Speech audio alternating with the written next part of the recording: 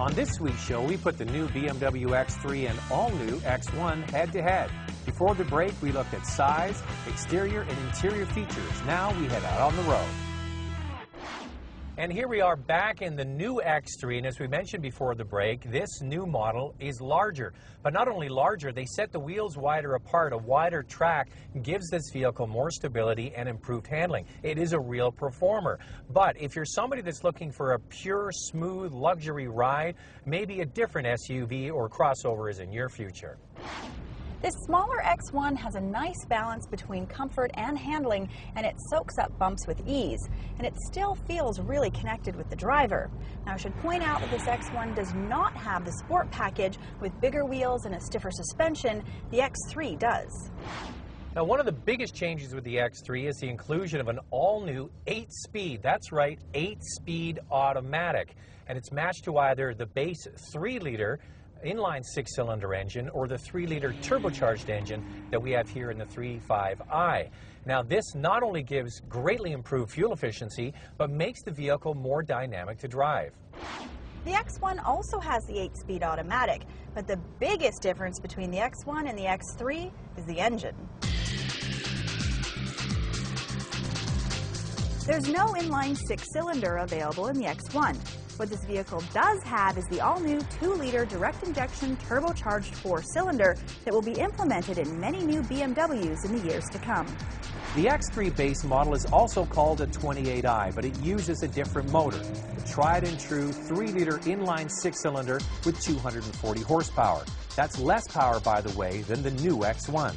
The star of the X3 lineup is the 35 turbocharged 3-liter 6-cylinder with 300 horsepower and 295 foot-pounds of torque at just 1,300 RPM. This model is almost a second faster to 100 kilometers an hour than the X1 at 5.8 seconds. Very quick. Now, the reason BMW is going to smaller 4-cylinder turbocharged engine is to meet new fuel efficiency standards that are coming for 2016. But we get a benefit from these engines now.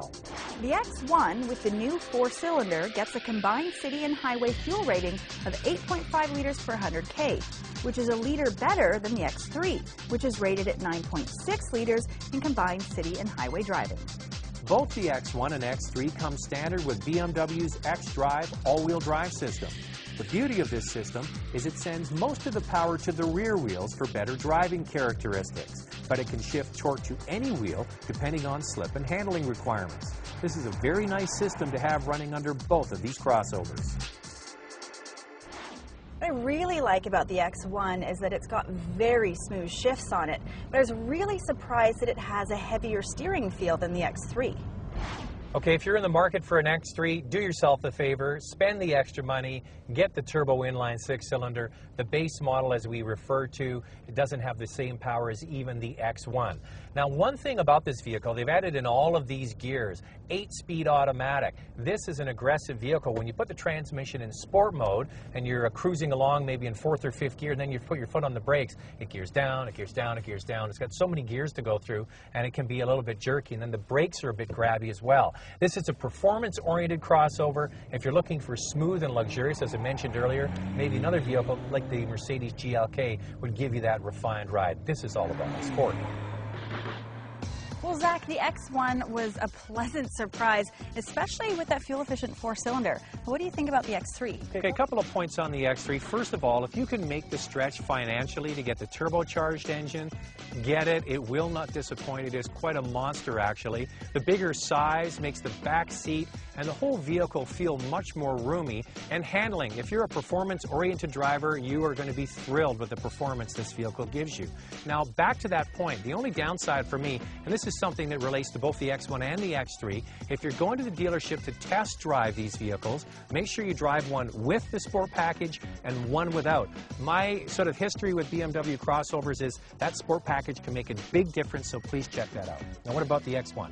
You know what, Zach, the first thing that really stood out for me with the X1 is that very fuel-efficient and powerful 4-cylinder engine. I think anybody who drives it, it'll be more than adequate for what they need. It's got an unbelievably smooth ride, especially on the highway. For a smaller vehicle, there's a fair amount of cargo area back there, and you know what? It is a decent size. Now, if you do have kids, though, that being said, it might be a little small. If you have a family, you might want to go into something a little bit bigger like the X3. And on the downside, two things. The steering is just a little too heavy for my liking, and the manual liftgate on the hatch, it's too heavy. It takes a lot of work to actually close it. I would totally agree with both of those things. And I don't know why they do that. It's just one of those design things that the Germans have decided to do. So I think the X1 is probably better for empty nesters, you know, kids have grown up and left, or people before they have children. What do you think? The X3 is probably better for someone who has a family. Well, I totally agree. I mean, the X3 I absolutely love driving. It's got a little bit more power and a little bit more space.